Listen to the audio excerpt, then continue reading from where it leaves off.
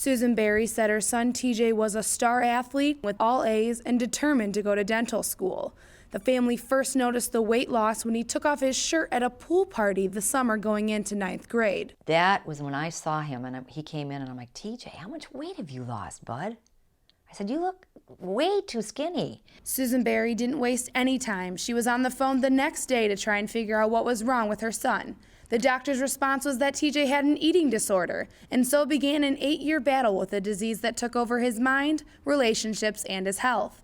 TJ's heart gave out on Valentine's Day in 2007 at the age of 22. When they sent home 22 boxes from Marquette University, one of the boxes contained his lockbox. It was journals, photographs he had taken of himself, poetry that he had written. Susan compiled his story into a book, Dying to Be Perfect, intended as a guide for parents, and she hoped had the ability to save other people that were struggling with this disease. However, one of the biggest problems Susan said they faced with TJ was finding the right person to turn to for help. A healing place opened in Jackson, Michigan this year with an eating disorder clinic named after TJ and another girl, Britt, who both lost their lives to eating disorders. Britt and TJ's place has therapists that have overcome eating disorders themselves and can relate to their clients. Knowing, what it does to your mind and the behaviors of it is like we can see it, we can understand it. We can give them hope that recovery is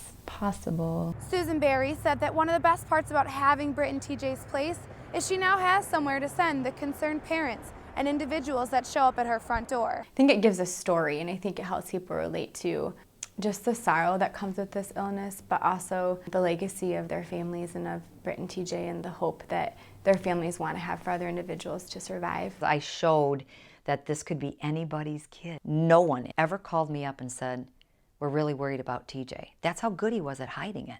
And that's how low the awareness is. Susan said she knows TJ had more to give than the 22 years he was on this earth. So he continues to live on by affecting and saving lives every day. In Meridian Township, Melissa Sebring, Home TV.